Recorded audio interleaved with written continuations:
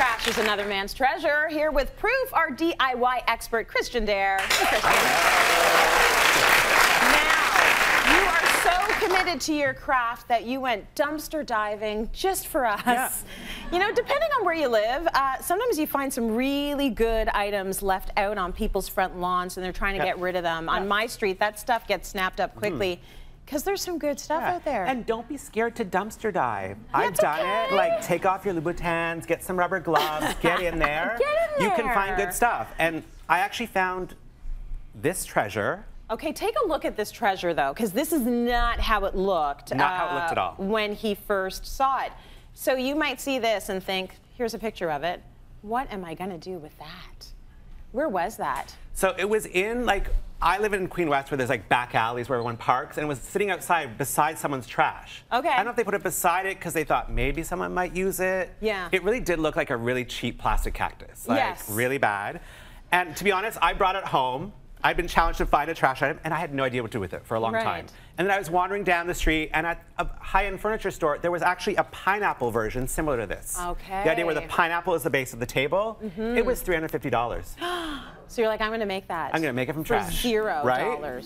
So the trickiest part is actually, because it was in the trash, make sure you clean it really, really well. Like, buff it, scrub it, bleach it, because also then the paint will stick better to it. Yeah, okay. One of the tricky things with this cactus, I don't know if you guys can see this right here, the cactus was covered in millions of spikes. Oh, okay. Millions and millions of spikes. That I knew would be dust collectors. They wouldn't pick up the paint properly, so just pluck them. It's like plucking your husband's like stray weird eyebrow. Right. Just pull it. All the white. Pull it, it'll be better. Yeah. And clean it really well, and then spray painted it. Then I was like, how do I make a table out of it? It's plastic, it can't hold anything up, right? So I actually went to the hardware store. This is a closet rod. Okay. It's actually the perfect height for a side table. Oh, so that went through. So you drill through your cactus, and then you get your perfect support. Okay. Right? It's retractable. Retractable. So you could actually make the adjustable height. You could actually, if you wanted to get really fancy, drill a hole through and put a pin. You can make an adjustable side table. Oh, that's cool. Really cute, right? Yeah, that's a good idea. So then you need to make a cute base. So I just sourced this guy at a hardware store. Yeah. Simple disc. You need 2 of these. Okay. One for the top, one for the bottom. Right. And then for me, spray painting high gloss made a big difference, but the trick is to also, how do you incorporate something you have at home to make it look professional? Like, I'm not a woodworker. I cannot make that tray. Right. I'm sorry.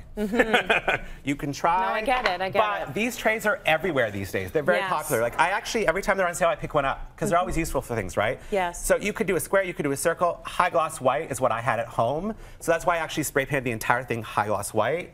If you've got a yellow one, you could actually go and paint match it at the hardware store and paint the entire table that same matte yellow. That is such a smart idea. Or you can take both of the parts together and spray paint the entire project. Exactly. You could do a nice gold, like a metallic. You can do silver. But it can really be that standout piece. Yeah, exactly.